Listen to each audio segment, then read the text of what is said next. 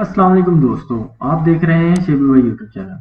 दोस्तों, आज इस वीडियो में हम देखेंगे डी लिंक का राउटर जिसका मॉडल है DWR M921 इसकी हम कॉन्फ़िगरेशन कैसे कर सकते हैं, इसकी वाईफाई की सेटिंग कैसे चेंज कर सकते हैं, इसके अंदर एक एक्स्ट्रा फीचर है जो सिम वाला है, वो कैसे इस्तेमाल कर सकते हैं। तो वो सबसे पहले मैंने इस मॉडेम को इसके साथ कनेक्ट किया अपने लैपटॉप के साथ। तो उसके बाद अगर इसकी आईपी हम देखना चाहेंगे तो सबसे पहले हम जाएंगे ओपन नेटवर्क इंटरनेट सेटिंग में। उसके बाद यहाँ पे जाएंगे हम नेटवर्क एंड शेयरिंग सेंटर में। जो भी डिवाइस आपके लैपटॉप के साथ कनेक्ट होगी वो यहाँ पे शो हो जाएगी। अगर आपने वायर के ज़रिए लगाई तो वायर के ज़रिए शो होगी, अगर आपने वाईफाई के ज़रिए लगाई तो वाईफाई के ज़रिए शो होगी। तो इसके ऊपर क्लिक करेंगे, उसके बाद डिटेल में जाएंगे तो जी ये इसकी उसने आईपी डिफ़ॉल्ट गेटवे आईपी और डीएचसीपी की आईपी ये दिखा दी है कि 192.168.0.1 डिफ़ॉल्ट। बेसिकली तकरीबन सबकी यही आईपी होती है। उसके बाद हम जाएंगे ब्राउज़र में और जहाँ पे हम www.google.com लिखते हैं वहाँ पे हम लिखेंगे 192.168.0.1। तो जी ये इसका डैशबोर्ड ओपन हो गया। अब आगे इसका ये एडमिन पासवर्ड मांग रहा है। एडमिन पासवर्ड मोस्टली जो हर सिस्टम हर मॉडम उसका एडमिन एडमिन ही होता है। बाज़ मॉडम का या तो खुद चेंज किया होता है या पीछे से चेंज आता है, तो उसके ऊपर उन्होंने मेंशन भी किया होता है। इसको हमने एडमिन एडमिन किया तो ये इसका डैशबोर्ड अंदरूनी जो डैशबोर्ड है वो ओपन हो गया है। इसमें वो दिखा रहा है कि इसके साथ इंटरनेट कनेक्ट नहीं है, लेकिन ये डिवाइस जो है आपके पीसी के साथ कनेक्ट है, यानी कि मैंने इसको लैपटॉप के साथ कनेक्ट किया हुआ है। और ये नीचे मैं इसका मैक एड्रेस बता रहा है, आगे कनेक्शन टाइप बता रहा है IPv4 के साथ कनेक्ट है, IPv6 नहीं इस्तेमाल किया जाता। आगे ये मोबाइल नेटवर्क है, इसमें इसके सिग्नल कितने आ रहे हैं, उसकी नेटवर्क स्टेटस क्या है। ये मोबाइल नेटवर्क उस वक्त यूज होता है इस मॉडम डी लिंक के राउटर में। इसमें एक सिम डलती है जो UAE यूनाइटेड अरब एमिरेट में एक कंपनी है ड्यू की, वो इसका इस्तेमाल ज़्यादातर करती है। वो अपनी कंपनी की सिम इसमें डाल के और कस्टमर को देती है, जिसके ज़रिए सिग्नल आते हैं। और उसके बाद फिर ये यहाँ पे नेटवर्क प्रोवाइडर आ जाएगा, स्टेटस आ जाएगा, कनेक्शन अप टाइम आ जाएगा, कितनी देर से कनेक्ट है, और पीछे से मिलने वाला यहाँ पे आईपी एड्रेस आ जाएगा। ये उसी सिम का फिर आगे आई नंबर आ जाएगा। तो आगे चलते हैं सेटिंग में। तो सेटिंग में सबसे पहले वो वैन शो करवा रहा है। ये आगे उसने थोड़ा डिटेल भी लिखा है जिसमें वो कह रहा है कि this page is used to configure the parameters for internet network which connects. So वो बता रहा है कि इसका आप एक्सेस पॉइंट वैन पोर्ट के जरिए कर सकते हैं, और उसमें क्या क्या मेथड इस्तेमाल होते हैं, जिसमें स्टैटिक आईपी इस्तेमाल होता है, DHCP भी इस्तेमाल हो सकता है और PPPoE भी इस्तेमाल हो सकता है। तो इस वक्त ये वैन वन को उसने वैन पोर्ट बनाया हुआ है, और आगे ये बता रहा है कि इसका एक्सेस किसके ऊपर करना है, डायनामिक आईपी के ऊपर करना है, PPPoE के ऊपर करना है या स्टैटिक आईपी के ऊपर करना है। डायनामिक आईपी का मकसद ये होगा कि पीछे से चल रहा कोई मॉडेम है तो उसमें से वायर लेके इसकी वैन वन में लगाएंगे तो इसके ऊपर भी नेट चलना शुरू हो जाएगा। ये पीछे से उस मॉडेम की आईपी उठाएगा और आगे ये इसकी सप्लाई नेट की सप्लाई शुरू कर देगा। उसके बाद अगर आप चले जाएं PPPoE में तो उसमें एक मखसूस यूज़र नेम और पासवर्ड जो है ना वो लगाना पड़ता है। जैसे मैंने पहली वीडियो में भी बताया है कि एक माइक्रोटिक का इस्तेमाल किया जाता है, उसमें एक यूज़र नेम पासवर्ड क्रिएट किया जाता है और नीचे उसका अगर आपने उसमें माइक्रोटिक में सर्विस नेम लिखा हुआ है ना, सर्विस नेम बनाया हुआ है, तो वो यहाँ पे लिखना पड़ेगा। उसके बाद MTU 1492 रहने देना है और कनेक्शन टाइप कंटिन्यूसी का रखना है। कनेक्ट ऑन डिमांड रखेंगे तो कुछ मखसूस टाइम बताएगा, अगर उस टाइम में ये कनेक्ट हो गया तो ठीक, नहीं तो ये डिस्कनेक्ट रहेगा। और आगे मैनुअली भी यही सीन है कि इसको आपने मैनुअल अपने तरीके से कनेक्ट करना है या नहीं करना। तो बेहतर ये है कि कंटिन्यूसली इसको कनेक्ट किया जाएगा ताकि ये ऑटोमेटिकली ही कनेक्ट हो जाए। उसमें आगे IPv6 भी आ जाता है। जैसा कि मैंने पहले भी बताया है कि IPv6 को ज़्यादातर इस्तेमाल नहीं किया जाता। इसको इस्तेमाल करना है यानी इसमें हैवी नेट जो पीछे से मखसूस IP के तौर के ऊपर चलाया जाता है उसके ज़रिए इसको चलाया जाता है ताकि ये अपने वो पीछे से खुद ही कंट्रोल किया जाए। उसके बाद स्टेटस इसका आ जाता है कि इसके साथ ये देखें ये वैन पोर्ट के साथ वो DHCP कनेक्ट है। इट मीन के वैन वन के ऊपर अगर आप वैन लगाएंगे तो ये जो है ना नेट सप्लाई करना शुरू कर देगा। तो ये था IPv4। इसमें नेट की सेटिंग आ गई। आगे आ गया मोबाइल नेटवर्क। मैंने पहले बताया कि इसमें एक मखसूस सेटिंग है जिसकी वजह से इसको ज़्यादातर इस्तेमाल किया जाता है, वो है मोबाइल नेटवर्क, यानी इसमें सिम डाल के इसके ऊपर इसका नेट का इस्तेमाल किया जाता है। उसमें भी कंपनी पीछे से एक यूज़र ने पासवर्ड प्रोवाइड करती है, APN उसने इंटरनेट रखा हुआ है, आगे डायल नंबर ये *99# रखा हुआ है, बाकी चीज़ें इसने ऑटो की हुई। और ये देखिए मैंने पहले बताया कि IPv4 के ऊपर ही सारा निज़ाम चलता है, तो इसको भी IPv4 के ऊपर ही रखा हुआ है, यानी अगर आप इसमें सिम डालेंगे तो ये IPv4 के ऊपर ही काम करेगी। आगे MTU उसने 1500 रखा हुआ है, यानी 150। आगे आता है पिन मैनेज, यानी कि इसको अगर लॉक करना है तो उसके लिए पिन का इस्तेमाल किया जाता है। ये कंपनी ही प्रोवाइड करती है, ये उन्हीं का किया हुआ है, इसको उन्होंने अनलॉक किया हुआ था ऑलरेडी ही। आगे SMS का ऑप्शन भी इसमें मौजूद है, आप यहाँ से बैठे अपने नंबर के ऊपर अपने नंबर से मैसेज भी कर सकते हैं। आगे USSID भी इसमें इस्तेमाल कर सकते हैं। ये थी इसकी मोबाइल नेटवर्क, यानी इसके अंदर अगर सिम इसका इस्तेमाल किया जाएगा तो उसके ऊपर इसकी सेटिंग की जाएगी। आगे ऑपरेशन मोड आ जाते हैं। इसमें 3 ऑपरेशन मोड दिए हुए हैं। इसमें लैन, WLAN और नेट को इस्तेमाल किया गया है। इसमें सबसे पहला है गेटवे। इसमें उसने बताया कि ये device is suppose to connect the to internet via ADSL, यानी केबल के जरिए इसके अंदर नेट चलेगा, और बशर्ते इसमें नेट का इनेबल करना भी लाजम है। उसके बाद लैन पोर्ट इस्तेमाल की जाती है। लैन पोर्ट इस्तेमाल करने के बाद इसमें ये बता रहा है कि PPPoE, DICP और PPT के ऊपर आप इसको इस्तेमाल कर सकते हैं। आगे आता है ब्रिज मोड। इसमें इंटरनेट का इस्तेमाल किया जाएगा वायरलेस के जरिए, उसमें WAN पोर्ट का फंक्शन फायरवॉल सपोर्ट नहीं करेगा। आगे आ जाता है वायरलेस ISP। इसमें आ जाता है कि वो इंटरनेट की पोर्ट के जरिए इस्तेमाल करेगा और उसमें नेट को इनेबल करेगा। उसमें एक मखसूस IP भी छोड़ेगा, ISP IP to ISP through wireless LAN, यानी कि ये लैन के जरिए नेट को लेगा और वायरलेस के जरिए नेट को प्रोवाइड करेगा।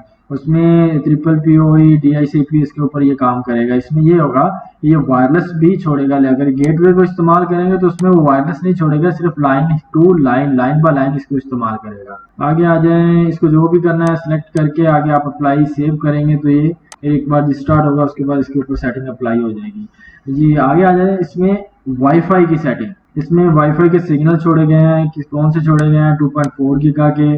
उसके बाद ये कंट्री रीजन बताया गया कौन सा रखना है, जो आपका दिल करे, बेसिकली जिसमें आप रह रहे हैं उसी को रखें तो बेहतर है। उसके बाद बैंड कितनी इस्तेमाल की जाती है, यानी कौन सी गीगाहर्ट्ज़ के ऊपर चलाएंगे, सिलेक्ट तीनों की हुई है ताकि कोई भी आगे से मोबाइल लैपटॉप किसी के ऊपर चल रहा हो तो ये चल जाता है। आगे मोड क्या रखेंगे, एक्सेस पॉइंट रखेंगे, यानी कि मैंने ही इसको इस्तेमाल करना है, क्योंकि क्लाइंट के लिए इस्तेमाल तो नहीं ना किया जाएगा। उसके बाद आ जाए, ये इसका SSD गेम है, D-Link लिखा हुआ है, यहाँ पे भी हम देखेंगे तो यही नेम लिखा हुआ है। यहाँ पे जो भी सिलेक्ट करके हम इसको नया नेम रखेंगे तो वो वाला नेम शो होना शुरू हो जाएगा। उसके बाद ये इसका है चैनल बिट्स कौन सा रखना है, बेसिकली मेरे ख्याल से आई थिंक जो है ना वो 40 MHz के ऊपर ही रखना चाहिए। इसके ज़रिए इसका आपकी सिग्नल स्ट्रेंथ जो थोड़ी सी डाउन होगी लेकिन आपका नेट अच्छा चलेगा। और चैनल नंबर ऑटो ठीक है, ब्रॉडकास्ट SSID भी ऑन की हुई है, डाटा रीड ऑटो किया हुआ है, ये भी ठीक है। आगे इनेबल वायरलेस रिपीटर मोड को सिलेक्ट किया हुआ है। अगर इसको सिलेक्ट नहीं करेंगे तो ये वायरलेस रिपीटर के ऊपर काम नहीं करेगा। अगर इसको सिलेक्ट किया हुआ है तो उसके बाद ये वायरलेस, यानी कि आगे से सिग्नल लेगा वायरलेस के और उसके ऊपर नेट कनेक्ट करके ये नेट चलाना शुरू कर देगा। इट मीन कि ये बगैर वायर के भी एक मॉडेम से नेट लेके दूसरे मोबाइल डिवाइसेस तक वायरलेस के जरिए पहुंचा सकता है। इसमें आगे आ जाते हैं सिक्योरिटी। वाईफाई की सिक्योरिटी कौन सी रखनी है, उसमें ये बताया गया है कि मैंने इसका नाम ये रखा हुआ है, इसकी सिक्योरिटी रखनी है। आगे ये कौन सा रखना है, WPA, WPA2 और या WPA मिक्स मराद है कि इसमें तमाम आ जाएंगे। कुछ मोबाइल लैपटॉप या डिवाइसेस WEP के ऊपर चल रही होती हैं और कुछ डिवाइसेस जो WPA2 के ऊपर चल रही होती हैं। ये आपकी मर्जी है, आपने जो से सिलेक्ट करना है। उसके बाद ये पर्सनल परशेड की, यानी कि मैंने इसके ऊपर वाईफाई का कोड भी लगाना है, जो मैंने ये इसको कनेक्ट करने के लिए लगाया हुआ है। 9 से उल्टी गिनती है, यानी 9 8 7 जो 1 तक है। यहाँ पे आप कट करके जो सा भी लगाना चाहें वो इजीली लगा सकते हैं। उसके बाद ये आ जाता है वायरलेस मोड। इसमें अगर आप मैक एड्रेस के ऊपर भी इसको मॉडेम को इस्तेमाल करना चाहें तो ये कर सकते हैं। इसको इनेबल करने के बाद फिर जो डिवाइस आप इसके अंदर लगाएंगे उसका मैक एड्रेस यहाँ पे कनेक्ट मैक एड्रेस ऐड करना पड़ेगा तो वो डिवाइस कनेक्ट होगी, अदरवाइज वो डिवाइस कभी भी कनेक्ट नहीं होगी। और ये कमेंट उन्होंने लिखे हैं, किसी का अगर नाम लिखना चाहेंगे किस किस का है तो इसके ज़रिए भी इस्तेमाल हो सकती है। आगे साइट सर्वे, उसमें फिर ये आगे जो सिग्नल इसको शो हो रहे हैं इसने कैच किए हैं वो ये वाले हैं जिसमें वाईफाई 2, UAE2 और आगे ये गेस्ट है एक वाईफाई 2G है।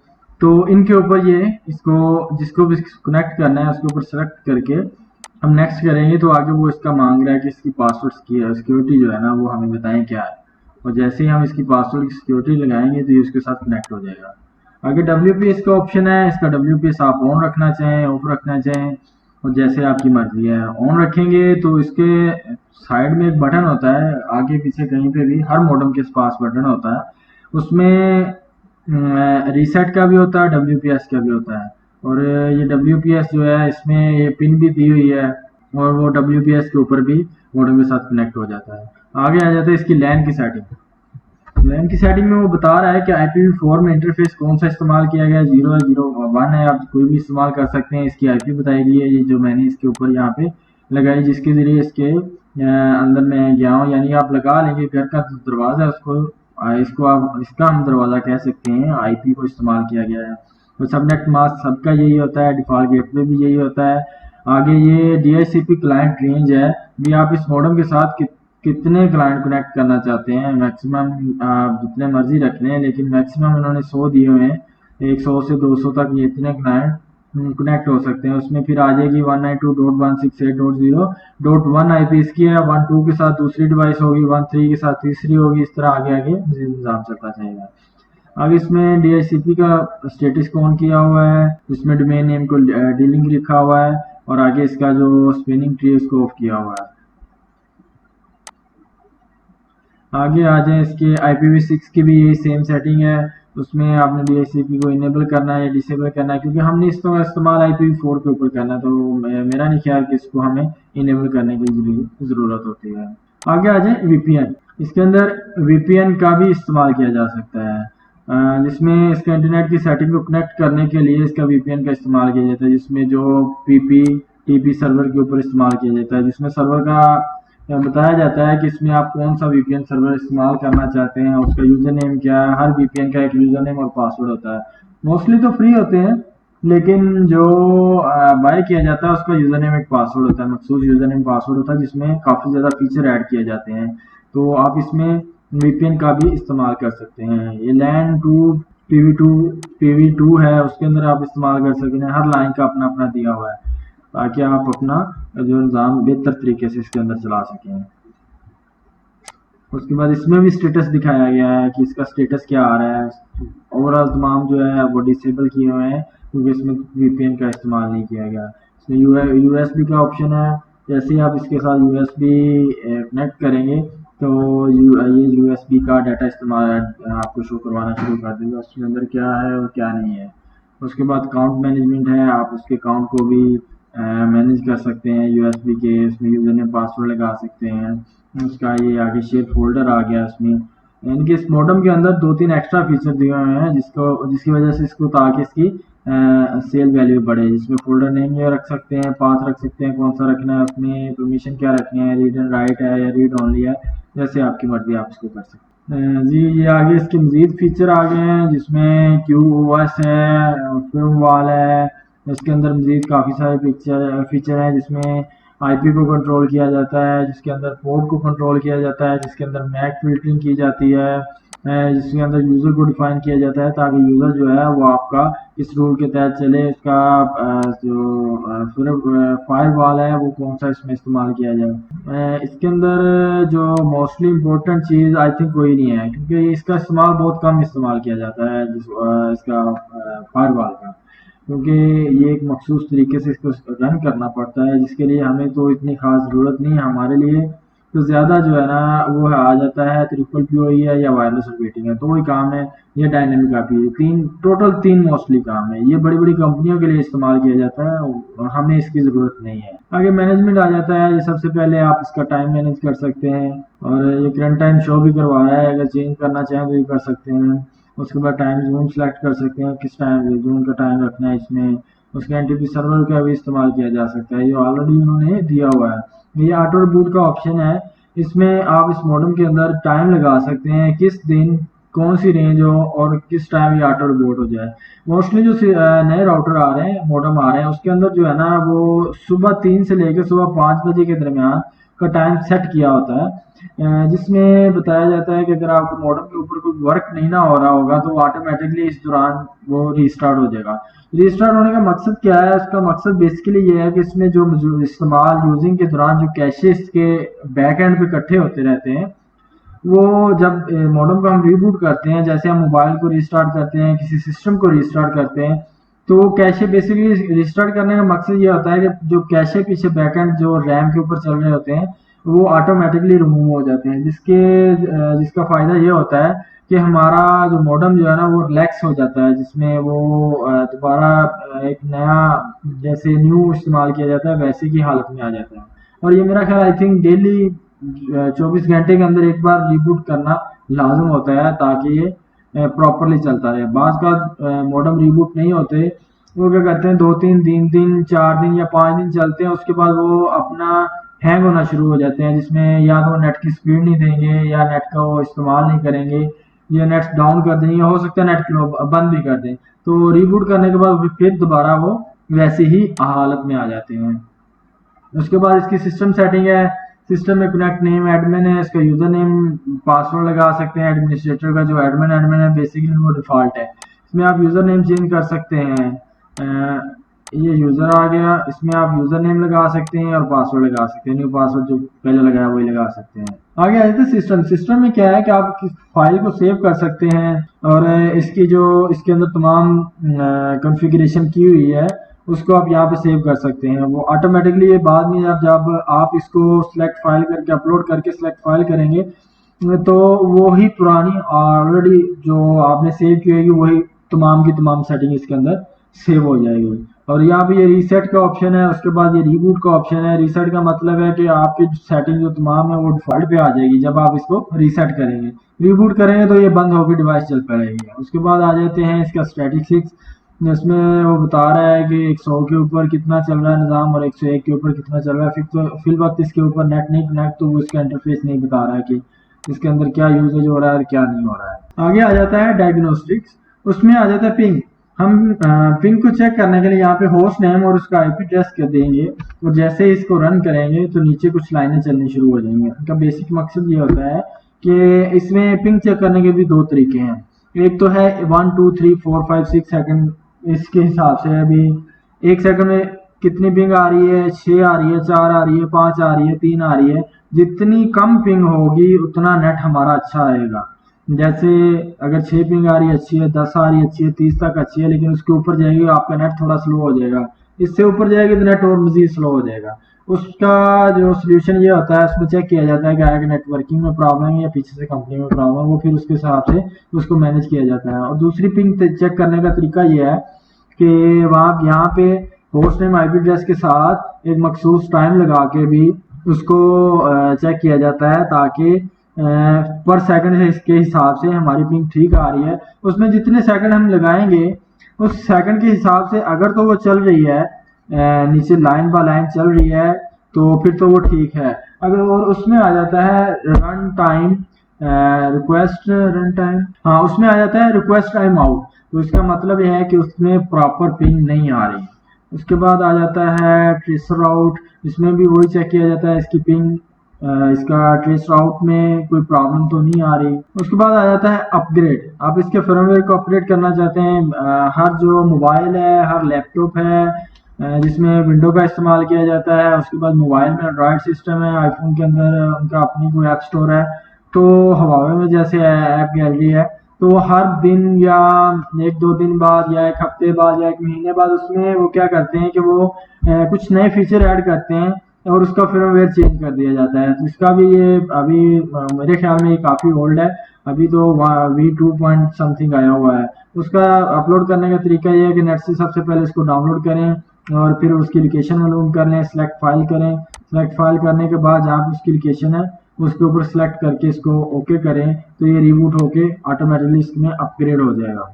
आगे ये दूसरा फर्मवेयर है इसका जो LT के ऊपर चलता है, यानी आपकी सिम के ऊपर चलेगा, उसका भी फिर हमें उन्होंने 2 अलग से दिए हुए हैं।